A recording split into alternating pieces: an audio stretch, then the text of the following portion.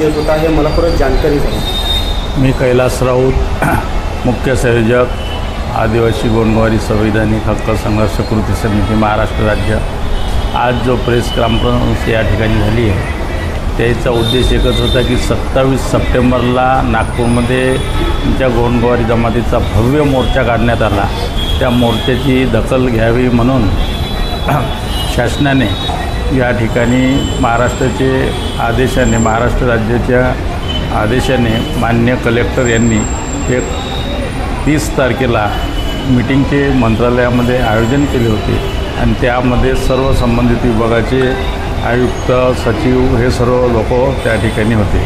परंतु त्या ठिकाणी फक्त आम्हाला बोलवण्यात आलं आणि माननीय उपमुख्यमंत्री देवेंद्रजी फडणवीस यांनी आमच्यासोबत औपचारिक चर्चा केली आणि सांगितलं की वर्णी कमिटीला चर्चा केली असता फक्त 8 दिवस मला वेळ द्या असं त्यांनी सांगितलं। परंतु मी रिक्वेस्ट करून 2 दिवसात अहवाल मागून घेतो म्हणून या ठिकाणी आम्ही असं जाहीर केलं की तुम्ही लगेच वापस आलो आज आणि या ठिकाणी असं आम्ही जाहीर केलं की महाराष्ट्र शासनाची शासनाने जी बसलेली वर्णी कमिटी आहे ते या कमिटीकरता 2-3 दिवस वाट बघावी, तोपर्यंत आमचं उपोषण सुरू राहणार आणि नंतरचा जो आंदोलनाचा भाग आहे आम्ही येत्या निवडणुकीवर बहिष्कार टाकणार आहोत। त्या बहिष्काराचा परिणाम म्हणजे विदर्भातील 30 ते 40 जागेवर परिणाम होणार आहे आणि म्हणून प्रत्येक जिल्हाधिकारी, कलेक्टर यांच्याकडे आम्ही मतदान करणार नाही, मतदानावर बहिष्कार आहे असं हजारोच्या संख्येनं मोर्चा काढून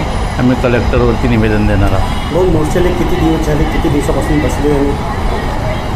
21 पासून तर आज 11वा दिवस आहे। 21 सप्टेंबरपासून 3 लोक आमचे युवक या ठिकाणी उपोषणाला बसलेले आहे। परंतु आजपर्यंत त्याची सरकारने जरी दखल घेतली नसली तरी वडनेने सुद्धा दखल घेतली नाही। वडने कमिटीचा अहवाल यायला पाहिजे होता। आजची शेवटची तारीख वडने कमिटीची मुदत आज संपलेली आहे।